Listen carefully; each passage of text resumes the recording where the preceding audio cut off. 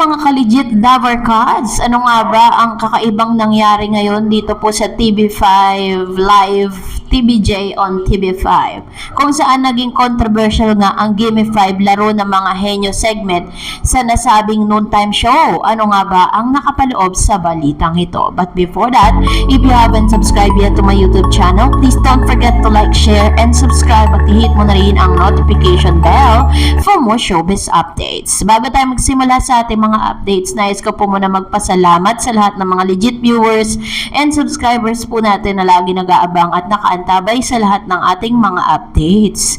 Thank you so much for always keep watching and trusting this channel. And now let's talk about our topic for today's video. Dahil nga ngayong araw ay talagang napag-usapan po yung segment or yung EAT, lalo-lalo na po ng mga live viewers kanina habang nanonood po tayo ng EAT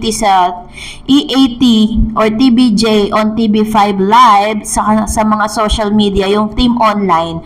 Ang dami po nilang mga, although wala pong mga bashers ang TBJ during that time, sabi nga ng mga TBJ's defender and yung mga viewers is parang naubos na daw ang mga bashers dun sa comment section kasi usually kapag nanonood po tayo ng live, ang dami pong mga bashers na nagpapasukan dun sa comment section at talagang naubos po sila, pero syempre, yung resulta pa rin po ng concurrent viewers po is mas lalong dumadami.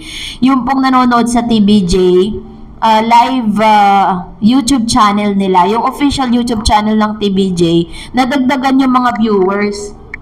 Tapos po doon naman sa TV5, live po nila ngayong araw, nasa 75,000 live concurrent viewers kasi usually nagkakamit to ng 90K. Ibig sabihin, mas sabihin lang no na almost ilan sa mga viewers po ng live ng TV5 Philippines nag-transfer po sa official YouTube channel ng TBJ kasi yung YouTube channel po nila wala pa pong 1 million na subscribers, and then sa Facebook meron na silang 1.5 million subscribers ng ganun kadali.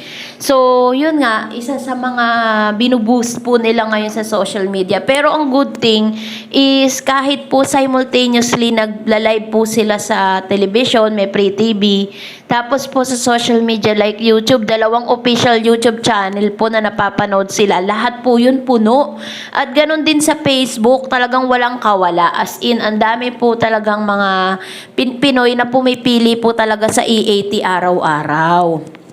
Yun po yung isa sa mga talaga na mga pinapatunayan lang talaga na legit talaga ang mga very supportive talaga ang mga legit Davar Cards. Mapapatunayan natin yan araw-araw. Walang pwedeng question dito po sa dito sa rating na ito, dito sa numbers na nakikita natin. Pero ngayong araw nga, medyo naging controversial at pinag-usapan po online, ito pong Gimme 5 laro ng mga henyo. Hindi siya napag-usapan dahil may bad news or may pandaraya bang naganap. Hindi po. Ngayong araw ng August 31, 2023, historical yun nangyari dahil wala pong nanalo.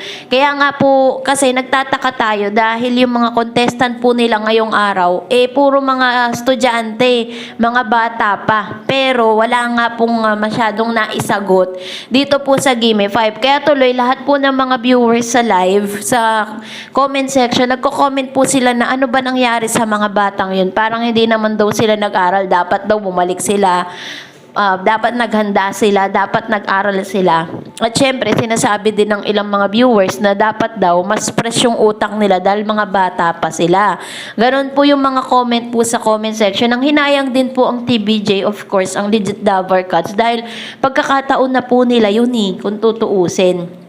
Nagkakataon na po nila yon na magkamit ng papremyo. Pag nandun ka na, gagawin mo na lahat, diba? Pero ang POV ko lang patungkol sa bagay na yan, siguro po we don't have the right to judge them kasi diba, kumbaga pag nandun po tayo sa sitwasyon nila na kung saan under time pressure, habang nakikita mo yung time, mas lalo ka na pressure, mas lalo ka mami-mental block. Kaya hindi natin sila pwedeng masisi.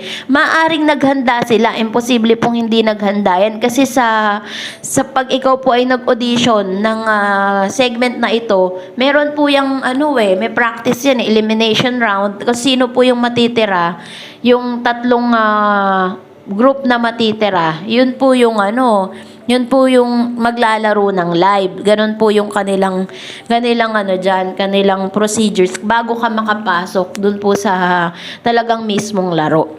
So, sana po mas maging mas maging understandable at i-enjoy na lang natin yung panunood natin ng TV. Nito pong E80 araw-araw. Huwag na natin masyadong stressin yung sarili natin kung hindi sila nanalo, no? And of course, kinatuwaan din po natin dahil araw-araw nga, may ipinapakilala na naman bagong henerasyon, new generational singers, no?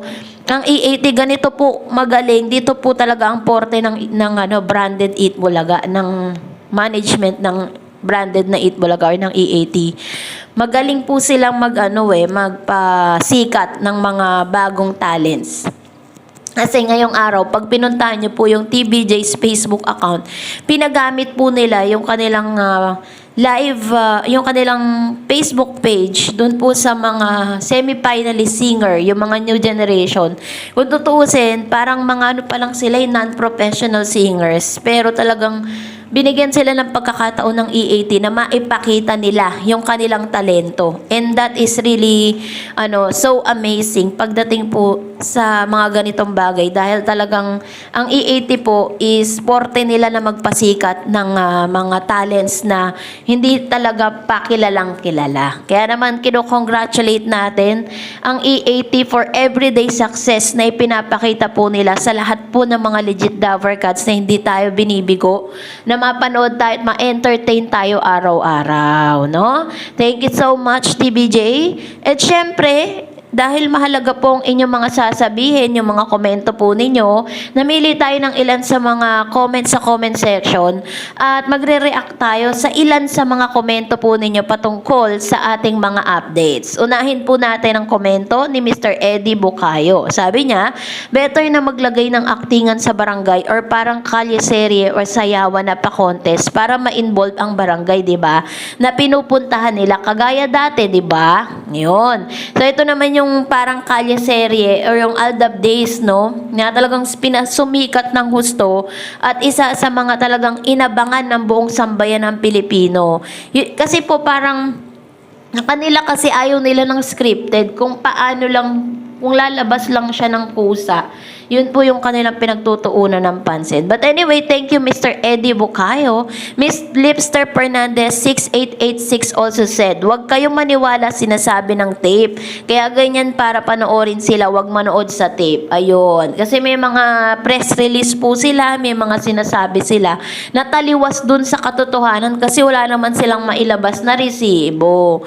Yun. Thank you po. And Mr. Chow King said, sana po ibalik na nila yung sinasali nila, yung barangay na nasugod nila at may ma-qualify, yung may malinis, maayos at makapiling mga tao na barangay. Maaaring maging monthly best barangay na ang papremyo po ay mabigyan ng equipment ng barangay office ng gamot, flashlight, life jacket, etc. na magagamit ng taong barangay sa oras ng bagyo at mga emergency cases po. Salamat po. Yun. Isa sa maganda pong hangarin po ng E80 yan na sa bawat barangay na pinupuntahan nila, mabibigyan nila ng tulong. Pero sa ngayon parang hindi pa nila magawa yun dahil nangyari po kasi yan under ng tape, baka mamaya makasuhan na naman, diba? Sabihin na naman kanila yung idea. So anyway, maraming salamat po sa inyong mga komento. Please mag-comment lang kayo sa comment section na related sa ating latest updates. Thank you for watching. Please like and subscribe.